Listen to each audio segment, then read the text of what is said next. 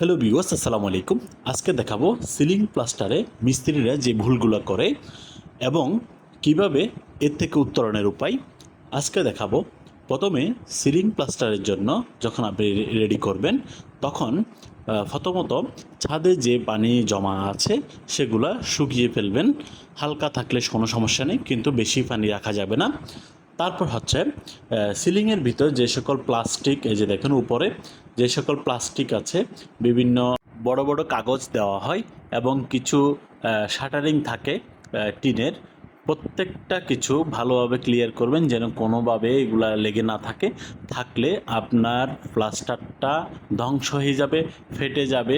অনেক সময় এটা মজবুত হবে না এবং এটা নানা ধরনের সমস্যা হবে, অর্থ লস হবে। তাই কোনোভাবে এই কাজটি করা যাবে না। তাই সিলিং প্লাস্টারের আগে এই কাজগুলো মোটেও যেন না করেন। এবং 10 ঘন্টা পর, প্লাস্টারে 10 ঘন্টা পর আপনি অবশ্যই পানি দিবেন, কিউরিং করবেন। ডেলি 2 বার করে অন্তত 10 দিন করবেন। এরপরে প্লাস্টারটি টেকসই হবে, গুণগত মান থাকবে, আর সমস্যা হবে না।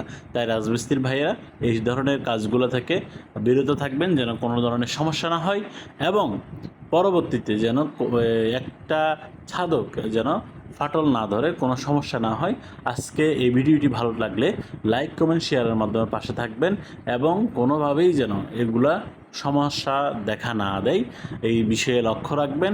ইঞ্জিনিয়ার্স কনসাল্টিং ফার্মের এই সমস্ত কাজগুলা দেখলে অবশ্যই শেয়ার করে দিবেন। ইউটিউব চ্যানেল সাবস্ক্রাইব করবেন। আসসালামু আলাইকুম।